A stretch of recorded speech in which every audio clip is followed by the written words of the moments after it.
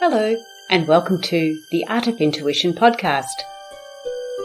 My name is Susan Jane, and I believe that trusting your intuition is the best way to live your life with meaning and purpose.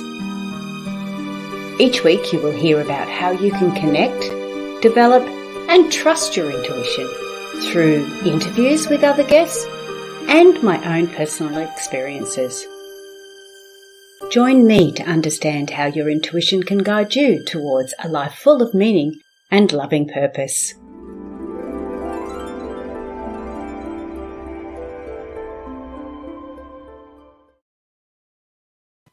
Hello and welcome to the Art of Intuition podcast. The Voice of Intuition podcast. I am trying to change it and remember, but it doesn't always happen. Today we have a lovely guest on. Her name is Rylee, and she's a coach, an intuition master coach, and a spiritual activator. Now, when I read that is what sort of really attracted my attention. I've gone, what is a spiritual activator? Because I class myself as the intuitist. Now, the mentalist deals with all our thinking and our thoughts, and the intuitist deals with our feelings and how we're feeling. So when she's got spiritual activator on her bio, I went, oh, that sounds really cool. How do we do that? And what's that involved? But before we move to Rylee, I'm going to ask you to subscribe or like or share, do what we need to do, because we want to get this information out there to as many people as we can. And that's what it's all about. Empowering. Well, I don't like the word empowering because it means if you look up the word empowering, it's giving permission for somebody else. No, we like to empower. So we give ourselves the permission to go forward. So with no further ado, I'm going to stop talking because I do that too often. I'm going to introduce the lovely Rylee. Welcome on board, Rylee. Hello, Susan. It's so wonderful to connect with you here today. Thank you so much for having me on your show. It is such a pleasure. And I have said it before and I will say it again. I am so excited but honored to be able to meet some of the beautiful people that I meet. And of course, you're one of them. It's just great. I love it. So first of all, Rylee, tell the listeners how you got to be where you are today. Like a little bit of your background story would be lovely. Yes, thank you. So, we all have a reason. We all have a reason why we got somewhere, how we got there, what called us. I was someone who was never the child who saw the spirits in the closet. I was raised relatively Catholic or Sunday Christian, if you understand that term. And I didn't really have necessarily a strong faith or background in anything to do with energy or spirit or any of it. And I lived a relatively great life. There's always food on the table. Me and my brother got to do extracurricular activities. And for me, what was so fascinating was that it wasn't until my late 20s or my early to mid 20s when we lost a family member, my aunt. And she was that key and that access point for me to really start to get into this world of spirituality. Not right away because there was a lot of grief. She was like the glue to our family. She was someone who led her life with, vision and dreams and going where she wanted and buying the things that she wanted and traveling the world and really truly living her best life. And that was always such a beautiful role model for me.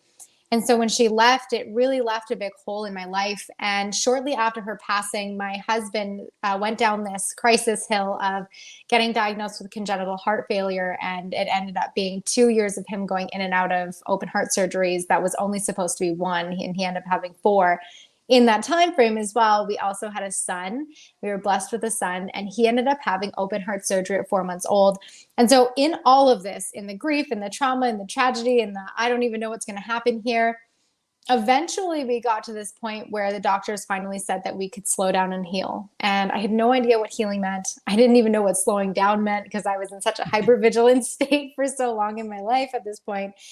And I had to really stop and take a hard look in the mirror and just really ask myself, who am I going to be in this? I know that everything happens for a reason, or at least I'm trying to trust that that's the case. And as a mother, as a wife, what was that going to look like for us moving forward? We really heavily relied on family because he needed a full-time caregiver to go through all of that. And also there wasn't much he could do with our son because he just wasn't able to lift or really move around much from all the surgeries. And so I started just listening to podcasts and listening to people create these miraculous experiences and transformations and be of service because of some form of tragedy in their life. And I thought, well, okay, maybe this is that sign. Like, okay, what's a sign? Okay, maybe it's a sign. And I found myself manifesting my way into a certified mediumship program. And I was never, like I said, the person to think that this was possible for me. I knew if one person could do it, anyone could. It just took time, attention, and intention. And so I thought, well, at the very least, maybe this could help me, heal that experience with my aunt. Not even realizing that 6 out of 18 modules in, I'd be sitting there with my mouth to the floor and my eyes wide open, like, how did I miss this stuff? How do we not know about this? And at this point, I was really only just learning about intuition, just what it is and the components of it and connecting with it. And I just felt this calling within me. It was something I'd never felt before in my life. It was like all of a sudden, I just knew that I had to go and press go live on Facebook, which scared the crap out of me. And I thought that if I at least made my own personal private page, that everybody I knew wouldn't see this stuff, so I didn't have to deal with that. But it turns out I just pressed go live on my personal page anyways, so I outed myself right away. And to make a long story short, it was this calling within me that just knew I needed to tell people about this good news that, we're living life the wrong way. We have no idea what we're doing. And there is something so much more miraculous that we can really connect into. And it was our intuition. And the more that it became a muscle that I exercised like anything, a lifestyle that I led with intuitively, it really showed me the profound effects of change when we lead with energy and spirit. And as I went into offering readings, at the core of everyone's sessions, no matter what they were coming with, they were disconnected from their intuition. And so I started to dig more into behavioral studies and cognitive therapy and emotional freedom techniques and just how people work more psychologically, because I would understand very quickly that holding space in a reading is about processing emotions, grief and sadness and resentment and anger and frustration and overwhelm and happiness and joy and all those things. But you had to have a better grasp on what you were actually doing. And the science is just as important as the spiritual component of it.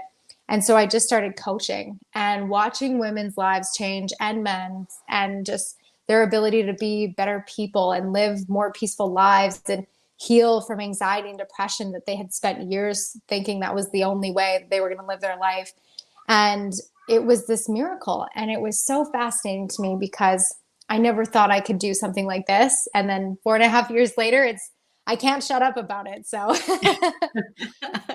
absolutely. And I know how you feel, because what really does encourage you is watching these people, the aha moments they have, and watching their eyes light up. And it's just amazing. But I've got to take my hat off to, and I don't mean to sound old in this, but the younger generation, because we didn't have the internet, for goodness sake, let alone, having the option of podcasts or watching videos or anything like that. So everything I learned, I had to learn from books or from trial and error. So my poor friends, they got a lot of counselling when they probably didn't want it. But I did find that they actually used to keep coming back, and I'd keep going, why? Why are you coming back? Because they wanted more. They wanted to learn more. They wanted to get that understanding.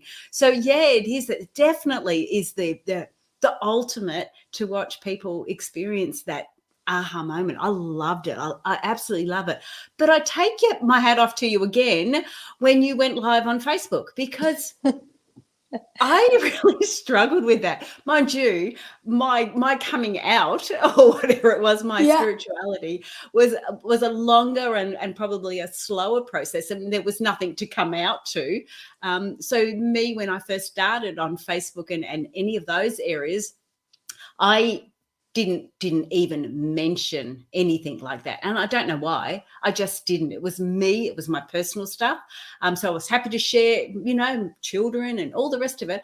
But I actually have a particular moment where I did come out on Facebook, and it was like, okay, this is what I'm doing, guys. And it was really quite empowering.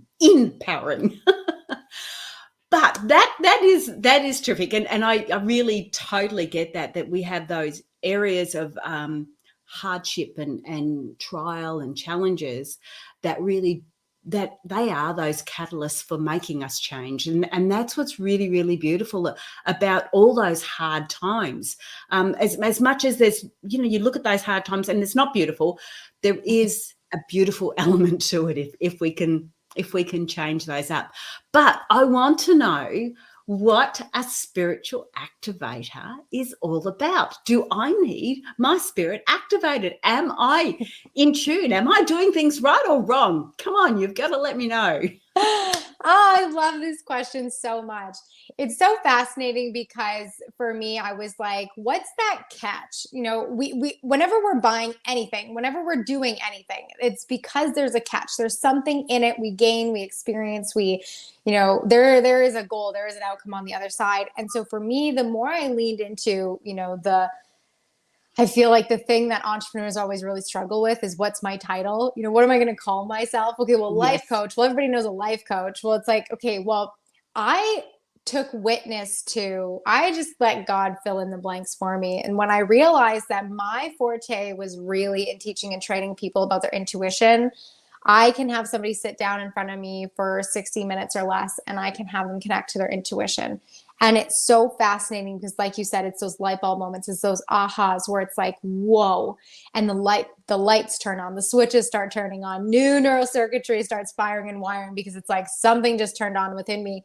And I realized what I was doing was I was activating the spirit within people, where if we are living our lives and doing the same things every day, talking to the same people, have the same habits, have the same experiences, have the same beliefs, and we never check in and we never question it and we never do anything differently, our life will be the same. But Absolutely. when you go through an experience of turning on your intuition, even just in a 60-minute session or less, you have this spark of awareness that you can't not see wherever you go. You realize that there's something so much more powerful within you that you don't even know what you connected into. And what was so cool is I would have clients coming to me. I do one-off 60 or 90-minute sessions, and I would have them come into these and they're like, okay, I want to try this. I don't think I'm ready for coaching yet. My life's pretty good. I want to get more into the intuition stuff. I'm like, okay, yeah, let's do it. And they come in and they'd have this mind-blowing experience. And I always say, I give post-work, I'm like, after this, I really encourage you to make a habit out of keeping a journal with you. You might think it's silly. You might think it's a burden. You might think this is, the most complicated thing in your life. You've never done it before. But I highly recommend that you bring a journal with you, because over the next 7 days, you're going to have so many moments of aha and awareness that you're probably not going to know much of what to do with it. But at least if you have your journal, you can start documenting the experiences. And I would have clients come back to me a week later and they'd be like, wow, I don't journal and I can't put this thing down. Or this thing happened to me. I was in this conversation with this person and I started to feel their emotions coming through, and I'd ask them about it. Whereas before I'd be so asleep to it and I just kind of chalk it off to that's, their life. That's who they are. And it led us into so much more profound conversations. Or, I went into work and I had so much more confidence because I couldn't believe I just did this thing yesterday. And I asked for the raise and I got it, or I'm going to be getting it. And I realized what was happening was the spirit within them was coming to life again. And for so many people, it lays dormant in their system. And for, most throughout our time, we just didn't even turn it on at all. But because we have so much access to information and technology and people now, like this beautiful divine connection right now, there's no reason why we can't. And when you activate that spirit within you, that's where the magic really happens. So I was like, okay, let's do this. Let's do it. That is fantastic. And of course, journaling is one of those tools which is so good to do that, because you're not only getting it on paper, you're actually seeing it again, you're reading it again, and it really starts to concrete it. But before we go any further, Rylee, I need to say that Rylee has got a self-help journal on Amazon, and it is called My Higher Self Journal. And so it's on Amazon. It's all about Rylee. So that's a journal that they can actually write in? Yes, Absolutely. Yeah. Yeah. The whole premise of it is for you to write as if you are your higher self. So I know we'll get into this because it's always such a beautiful topic. And I love how you say in power versus empower, because Yeah. that's what it is. It's the power of now. So this journal really sets you up to be in that power now versus waiting for that future version of you who doesn't exist yet to hopefully one day show up. Yes, and that's another thing I want to talk to you because on Riley's bio when she sent it to me, and look, with a lot of the people, all I can do is look at their bio and look at their website and try and get an understanding. But intuitively, stuff pops out at me. And one of the things that Riley has written on there is the power of who you are in this moment now. I want to go into that a little bit deeper because you are the spiritual activator. So people can get that from you. But what's all about the moment now, the power of who we are now? What does that mean? This is my favorite question. So, Susan, I want to share this vision with you because it was really what became a huge catalytic moment in my life. You know, we talk about the aha moments, we talk about the light bulbs turning off, all of us or turning on, and all of a sudden things start changing. You know, my aunt's passing was one of those things for me. Getting into this certified psychic mediumship program was another one. Realizing that people needed to be taught intuition, going into coaching, this was another big pivotal moment for me. And this started probably about 6 or 7 months ago. I was in meditation and I was, doing the things, sitting there. I started meditating in silence because I realized that you get to this certain point where you become almost numb to whether it's a guided meditation or a music meditation or a walking meditation. And I really wanted to practice what could come through me when I was just in the purest of silence. And I had this vision and I could see it so clearly. It was like the yellow brick road of Oz, and you were walking down it. And on one side is all of this green grass, and it was blossoming flowers. It was Lamborghinis. It was whatever you could imagine it to be. And on the other side was this dark, rolling, dead hill. And everything was just kind of dreary and not happy, not great. And what I realized on this path was that every single person, no matter what your checkpoint is, no matter where you're going to, what that thing is you're striving for, you always have this dualistic experience in life. You can select this side of I'm not good enough, or I'm not worthy enough, or victim mentality of whatever it is that you're struggling with. Or it can be this, look at this green grass, look at these blossoming flowers, look at this abundance, look at, my beautiful family, look at the health that we do have. And I realized that whatever that thing I was striving for, the energy of it already existed now. It existed in the presence of everything that already surrounded me. And the more and more that I began to cultivate gratitude from this place versus in spirituality, it's often taught, go to the future or build the vision board and bring that energy back to you. And I constantly found myself just so pulled out of my energy, pulled out of my spirit. And I was like, how, what is that better way? What is that way to really cultivate the power of now? And I'm like, oh, and there's that vision. And then I got the message. And it was like the empowerment I was seeking in the future already existed in me. And the more I cultivated it and the more I found gratitude and right where I was, everything just began to expand and multiply and unfold. And I was like, that's it. That's the golden message. That's what the yellow brick road was all about. And it changed everything. Wow, that's amazing. And look, people that are listening on the podcast didn't see this, but I just wanted to bring this forward. When you started talking about the vision that you had, you closed your eyes and you actually brought that vision back to your mind, back to your thoughts, back to your vision, internal vision. And this is one of those things that we can do to help us stay on track. So when you've had this beautiful moment in a meditation, in a peaceful, a passive meditation, and you can bring that back to life, whatever you're doing, wherever you are, just by basically closing your eyes and re-feeling it again. And I love how you've done that. I just wanted to explain that on the podcast because people didn't see you do that. If they're watching the video, they can see you do that. And they do, because we often talk about our experiences and everything else. And when we're talking about a negative experience, straight away we can go back into that negative experience. We can feel it. We can absorb it. We can just wallow in it. We can feel yucky in it. But we can also do the same with the positive ones. So watching your face as you had your eyes closed and you're going, and I did this and I could see that. We could feel it. We could see and jump into that vision as well. And if we can do that, holy dooly, how are you feeling it? Like how strong and how important that is. And as you say, it's that power of now. You're sitting there with it now. You did it back then, maybe, like you said, 6 months ago, but you're bringing that forward constantly, and you're bringing a positive feeling forward, a positive way to do that. And as you say, all that energy is there. It's whether you're wanting to attach to it, if you want to hone into it, or whether you don't. And we all have that choice. It's such a beautiful choice. I loved that.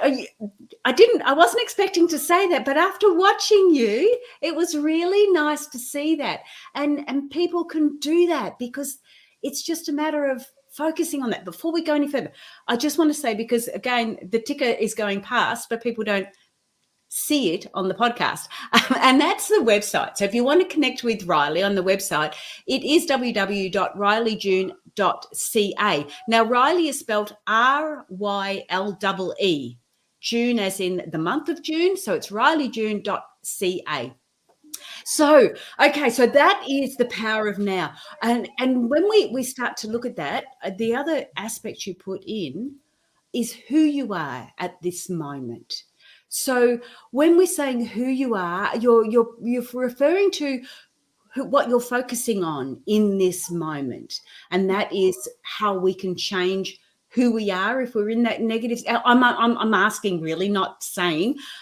Is that how we can change who we are in this particular moment and improve how we go forward? Is that how we're looking? Yeah, absolutely. It's even like in that vision where it was, there's all this futuristic component of you, the house, the cars, the cottage in the forest with the garden, whatever that dream life looks like for you. But right now is when that future version of you that exists somewhere in your imagination is waiting for you today to decide that even becomes a story that gets told. And for me, that was really powerful to realize. Again, in another meditation, this message came to me, and it was like, I opened my eyes and it was like, duh, of course it is, right? We always think we're waiting for the permission from our future self. We're always waiting for the empowerment from our future self. But what we're actually doing is our future self is waiting for you today to decide. And so as you stand in that place of really captivating this power that you have to cultivate right now, everything else changes. It's like a drop of water in a pond. My husband always says you can be the fresh water in the drop of pond and be the freshwater drop in a freshwater drop of pond. I'm not saying that right. A drop of water in a freshwater pond. There we go. I'm like, I can see it, but I'm not saying it right. And the ripple effect is going to be fresh. It's going to be positive. It's going to be profound. And, I want to just kind of create this understanding that just because something might happen, a challenge may arise, it doesn't mean that you're not doing enough or good enough or whatever that is. Like, we're all doing the best that we can at every given moment in time. But the opposing side is you could be a saltwater drop in a freshwater pond. There we go. I got it right.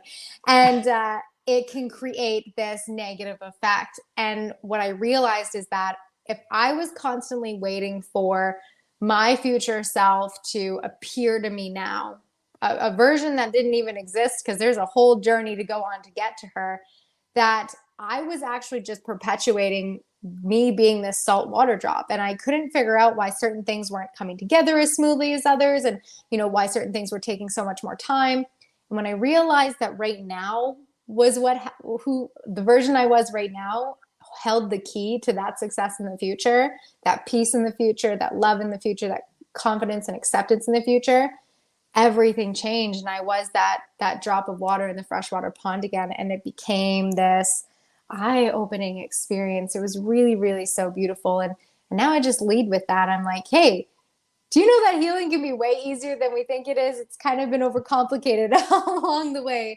I mean, of course, there's deep bouts of things that we store, of course, and they don't just like move out of your system overnight in most cases. But, life is life and challenges arise. But forgiveness and acceptance and love is truly that trifecta that heals it all. And you can only find that right now. Absolutely. Yeah. Yeah. If we sort of go, I'll think of healing tomorrow, it's not going to start, because there's no such thing as tomorrow. It never comes. Tomorrow is always tomorrow. So yeah, it is all about the now and what we're doing and how we're putting that out there. The other aspect too, when you were talking, Rylee, was that when we're starting to look at that, the vision, I really love the vision. It was really easy to understand and really clear. When we're looking at that vision, if you choose to turn your back to that beautiful positive aspect and just focus on the negative, that is exactly all you'll see, because you've turned your back to everything else. And I often talk about with the law of attraction, when they talk about the law of attraction, when you're asking for something and you're going, oh shit, I haven't got it and I want money, you're not likely to get it in the manner that you want it. Whereas if you say, oh, okay, I'd really love some money to be able to do this, and you say it in a more positive way, and you're putting it out there, it changes the whole context of it. It changes everything about it. And so it's not necessarily what you're putting out there, it's the way you're putting it out. And again, if you're facing that crappy, bland, dark hill, and that's all you're seeing, that's all you're putting out, you've got to turn and look for the positives. You've got to do that. And the only time to do that is, as you say, it's now. It's the power of now. So that is just, yeah, I really like that. All right, I'm gonna throw you in the deep end now, Rylee. I want to get a bit of a take-home tip, something that the listeners can do right now to help them with their next part of their journey. If it's about activating their spirituality or activating their spirit, what is something they could do right now without giving away your IP? You don't have to do that. Just something simple that they can start to look at to get an understanding of that first step, going that way. Yeah. Well, I'm going to give it all away because that's just what I love to do. And honestly, I believe that the knowledge that we carry is just so valuable that if someone's meant to go deeper into it, they will. So I'll share with you my three favorite things that anyone can take. You can take one of them, you can take all of them, some of them, it's totally up to you. But the first one is silence. And this is the one where you really learn to cultivate a deeper sense of self-awareness, because oftentimes, hey buddy, love you. Hello, we've got a little fella that's come in and just said hello. That is your son. Yeah, he's gorgeous. You have to see that on the video if you want to see that. He was gorgeous. He's saying goodnight to mummy. Yeah, it's my favorite part of this. Sorry, Rylee. It's all good. So the first one is silence, and that's carving out, you can pick your time. I usually recommend anywhere between 10 to 20 minutes a day. And why a day, or why every day, is because if you don't start creating new habits and patterns for yourself, it's going to be really challenging for you to see why or where you're stuck or blocked or limited or feeling like you're hung up. So silence is really radically important. And that's also going to give you a lot of insight into how much chaos is actually existing within your mind and your body and your feelings. I found silence, period, any of it, super uncomfortable for me at first. And I find that a lot of my clients do, especially if you're someone that suffers or suffered from anxiety or trauma, or just, dealing with always being very emotionally sensitive. When you get into silence for yourself, it is all going to come up, because there's little voices going on all the time within our head and our mind and our bodies. And they're trying to talk to us, and they're trying to share things with us. And this could be past versions of us. This could be, intuitive messages. This could be something you haven't quite processed yet. And they all have a say and a sway. So silence really helps you to not only become more aware of how much is actually stored in your energy field, but also your ability to start learning to manage it. And I don't like to use the word control, because then it gives this sense of like, oh, I got to shut this down. but to manage it. And so that second component is breathing. Breathing is free. It's one of the most powerful tools that we have. It is our breath of life. It is what keeps us moving, motivated, on this beautiful journey. And when you start to feel, whether it's in silence or whether it's throughout your day, anyone who carries or has anxious tendencies, you'll know pausing. If you need to, close your eyes so you can disconnect from your reality and just start taking nice big deep breaths in so you can regulate your nervous system is what's going to help you to really start to just slow down all the noise and really help you to get into that state of flow. And last but not least is practicing compassion. This is one of my favorite ones because oftentimes people will say to me, well, practicing compassion, like I'm not a judgmental person and, I'm a really great person. And, I always try to do my best, and absolutely they do. And absolutely I do. And absolutely you do. But compassion is something that I feel really goes overlooked and unnoticed when we have all those voices turned up all the way, the dials turned up.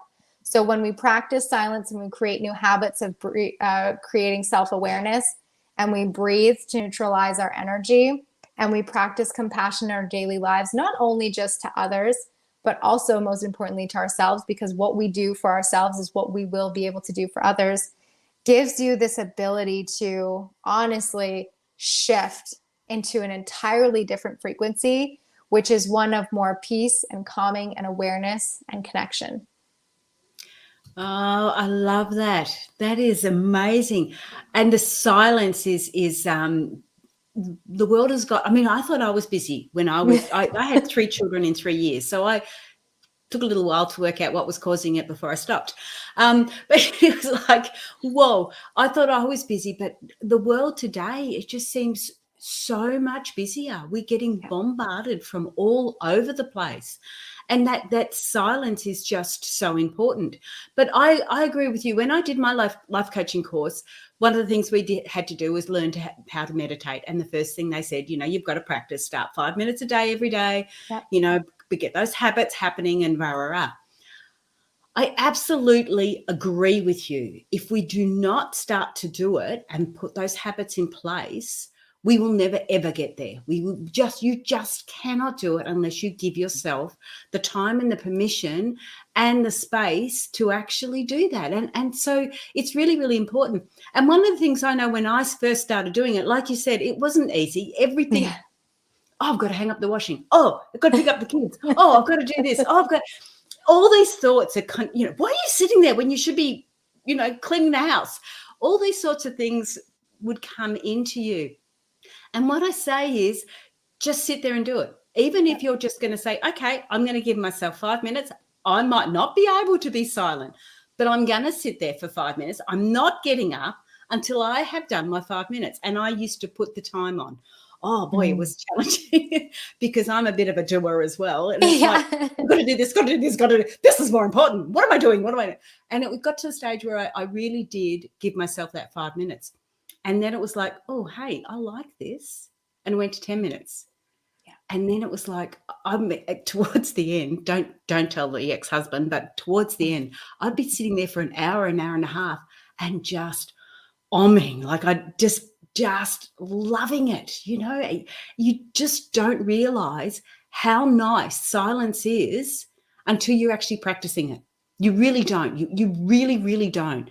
And I understand the breathing too, and especially when you're using breathing externally. No, that doesn't sound right. You're breathing internally, but when you're sitting in silence, you're in your own space. So you've got that, you've got the ability to have that silence. But when you're going, the breathing, the best part about the breathing is you can do that when you're out and about and people don't need to know about it. Like it's something that's really, really proactive and they don't need to know about it. So I really love that. And of course, compassion. How hard is it? And I don't mean to keep going over the stuff but I love what you're saying. But how hard is it to have compassion when you start seeing things on Facebook or on, the social media, even on the big media, when you start seeing things like that and you have an opinion, you have an opinion. Yeah. But and it's those areas where compassion, it's really easy to give your little son compassion because he's your little son. It's Yeah. easy to give your partner compassion. How hard is it to give compassion to somebody that is doing something completely against what you feel they should be doing? That's when you've got to give compassion. And that's probably the hardest time to do it. But that's when you know that compassion is really, when you can forgive. They're allowed to be who they are. They don't have to be what you say and what you do. And compassion is not about saying what they're doing is right. It's about allowing that to be and not having that emotional attachment to it. So I totally get where you're coming from. That's really cool. One of the things, and why I go through it, I don't mean to go on and on, Rylee, but No, I love it. Go. why I did it, like one of my triggers, like yours was losing your auntie and your husband's heart condition, which would have been challenging, and then your son. So I again have mine, but mine was I was attacked. I was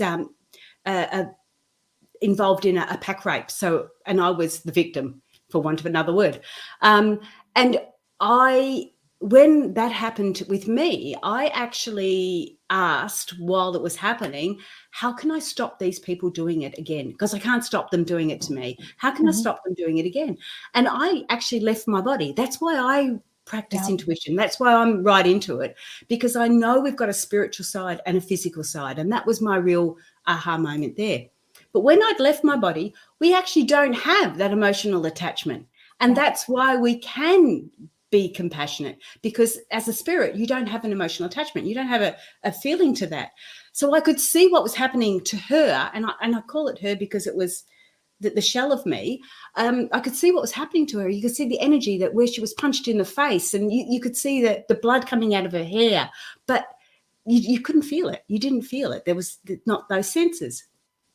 And I had this message to go back and forgive them as they were doing it. And this is where I sort of look at compassion too. So I come back into my body. Oh, then you felt everything, I can assure you. I came back into my body, and it was like I started praying to them. I'm not a religious person, but I started praying. And it was like, forgive them, Lord. I only knew 2 prayers, so I'm not real good. Forgive them, Lord, for they know not what they do, was what I said. And I would say it out loud in their faces. And they didn't like it, so they'd hit me more.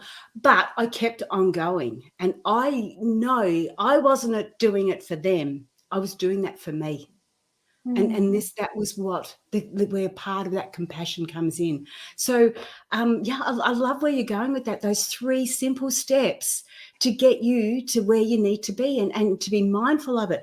Do the silence, do the breathing, and practice compassion. And you may not be able to do it that way. And oh my goodness, if somebody told me to do that, there's no way known I would have done it. It just sort of happened.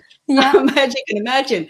But to be able to practice those 3 basic steps, everyone can do that. It's not hard. I love that. Thank you so much. Tell me more. What else? Hang on. What have you got on your list? You talking about heart-centered space. What's a heart-centered space? Come on. Love it. First, I just want to circle back and I have goosebumps all over my body from you sharing that beautiful and vulnerable story, because I often tend to find that it is those moments where people have those out-of-body experiences where they're like, what's going on? And that's the beauty about connecting with your intuition. And this actually leads into your question, because when as human beings, physically, we have emotions. That's how we govern our lives, but we also are told to lead with them. So there's all these things about safe spaces and, just feel into the depth of it. And in some cases it's relevant because we have to feel to heal. So that's important. But it's when we allow our emotions to take the driver's seat where it can become very difficult for many, many people. And I see a lot of people who suffer from anxiety, and disclaimer, I'm not a therapist, so don't take this as replacement advice from your licensed therapist. But when I work with people who suffer from anxiety, it's because their emotions are in the driver's seat. And what happens when you come into a heart-centered space, and ultimately what that is it's really practicing that third component, which is compassion. And I loved how you said, it's easy to look at the world right now and right away, everybody in 2020 went left or right, black or white, this side or that side. And so it was such a fascinating, I remember when it all just started taking place and I stood back because I was very much in what I do now. And I was like, ooh, okay, what's going on right now? This is interesting. And at first, sure, it was scary. Nobody knew what was going on. We never experienced this in our lifetime. So it's like, what do I do here? But it was interesting to see the dynamic of people really letting their emotions drive the show. And I'm so grateful that I had the tools that I did then and really got to put them into practice, especially because, like you said, it's one thing to practice compassion for your son. It's another to practice it towards someone who doesn't believe the same thing that you do. And that was when I really started to become neutral, not numb, because numb and neutral is two different things. One is avoidance and one is in the understanding that everyone's truly on their own journey. And that's what a heart-centered space is. It's practicing that compassion so much so that you're able to set those boundaries with people in your life who are maybe at the extreme end toxic, or just not necessarily serving the growth of where you're going, or really taking that courageous leap and knowing that something so much greater is catching you and helping you soar. And in that practicing of compassion, your emotions aren't driving the show. So you have such a profound connection to love. And when we work with the energy of love, it is a weapon not of this world. It is something that transcends space and time in all the best of ways. And it helps heal generations. And ultimately, the more you connect with your intuition, the more you practice silence, you change your habits, you neutralize your emotional flare-ups or reactions, and you heal from your past and you practice compassion, you're able to lead with this love. And most people go into life coaching or programs or whatever because they want self-love and self-acceptance. And what they come to find is that what they were seeking this whole time was honestly just like a faith to know that they didn't have to be in the driver's seat anymore, that their emotions didn't have to be in the driver's seat anymore, that something so much greater was guiding them. And it's this beautiful, profound experience of just opening your heart up to knowing that there is such a grandiose plan for your life. And when you cultivate the power and gratitude of now from a heart-centered, open, loving, divine, compassionate space, but again, that doesn't negate you from the challenges that you will face because there are always growing opportunities, but you find yourself so deeply held. And to me, that has been irreplaceable from everything else that I have learned. And like anything, it's a practice to get there. Yes. Oh, that was really lovely said. Thank you. One of the areas that I have like that I picked up was when we're talking about that heart-centered space, and we're talking about not having the emotions in the driver's seat. It's really challenging because intuition will use emotions as part of their intuitive messages, but it's understanding the difference. So one of the things that I've always said is that the emotions are something we put out externally. So if we're angry, you'll see it. If we're in love, you'll see it. Whereas feelings are something that we hold internally. So it's that expression that's going out because emotion is energy in motion. So, so it's really interesting in that context. But the other aspect is it's bloody hard to try and work out when you sort of got to go follow your heart, which is a lot about the emotions, and then you sort of got to go, yeah, but you don't. And it's getting that happy balance. And as you know, it's the silence. It's sitting in that space and getting the understanding. You're getting those intuitive messages rather than just going with the emotion that may have been triggered in you. Really, that is gorgeous. But I want to just reiterate your website and your book. Because we are getting a bit low on time. Actually, we're getting close to end of time. And I want to pass it over to you again, Rylee, just before we go. But look at the book. It's on Amazon, and it is My Highest Self Journal on Amazon by Rylee. And that's a really good book. Oh, it's a journal. So it's a really good tool is what I was going to say. A really good tool to help you start finding or getting you closer towards your higher self. And I mean, in all honesty, your higher self's there all the time. It's you getting an awareness of it, and that's what the journal will do. But the other aspect too I want to bring forward is Rylee's website, which is ryleejune.ca. Now, Rylee is RYLEE, June as in the month, and .cal, not cal, sorry, .ca, where I got that from. That will make you remember. But for one last thing, thank you so much for being on the show. Rylee, can I just throw it over to you? Have you got one more thing to tell us?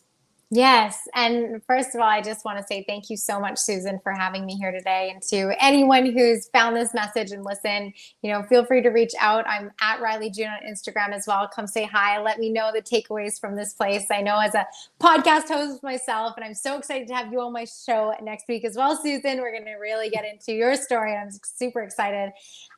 We don't always get to see, the ripple effect that we get to create. So I'd love to hear your takeaway. If you feel called to reach out.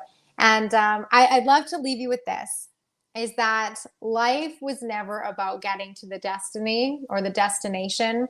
It was always about enjoying the journey along the way, because tomorrow is never promised and yesterday doesn't exist. And the only place that you have is right now. The only energy source that you get to pull anything from is right now.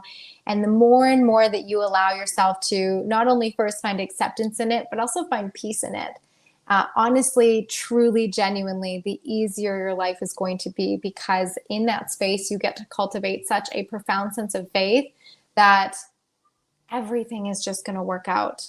And ultimately, that is intuition in a nutshell, is just listening to that language of your soul, of energy that is flowing through you constantly as you breathe, as you live, and is always providing messages. You're never lost. You are always found, but you do have to be willing to choose that for yourself. It's why we have free will. Ah, that's lovely. And it is, when you were saying that, it's that beautiful, when you're sitting there, it's that beautiful peace that you feel. Yes, sure, it's going to take a little while to get there. It might take a week or two or whatever. I know it took me a little while. But when you get there, mate, it's very hard to leave sometimes. Yes. It really is. And it is so peaceful. It's beautiful. All right, that's it. Thank you so much for being on the show. That was really cool. I really enjoyed that. And you've got lovely energy. You need to stay on though, because I've got to talk to you just when we finish, but I'll do the wrap up. Thanks again, Rylee. That was great. Thank you, Susan. Guys, connect with Rylee, like ryleejune.ca. Just get onto the website and have a look. I jumped on there and it was amazing. She's just got all these things happening. So she's got coaching and all different things happening on her website. So to have a little look, and what I really actually liked is when she said that we might be the drops into the water, into the pond, but we don't know what the ripple effect is. So I'd love to have some feedback on it. I get a few reviews and things on Apple Podcast, but it's really nice to get some feedback, because you do sometimes struggle, because all I'm really doing is sitting here in front of a screen talking to myself. That's all I can see, or my guest. So it's really nice to get some feedback. So please like, share, do what you need to do, and put something down. It'll be really lovely. Well, guys, have a great week. I will catch you again next week. What else do I have to say? Oh, don't forget, I'm doing those intuitive flower readings now. So if messages of love, I'm calling them intuitive messages of love, where you pick a flower image that represents somebody you love, and I do a reading on it. It's really fun. You'd be quite surprised what comes out of these flowers, like these are their goals in life, which is sort of my book there. Yep. Okay. So intuitive flowers, empowering your emotional goals, it is. So I am saying goodbye. Where's my buttons to press? And I'll catch you all soon. Bye for now.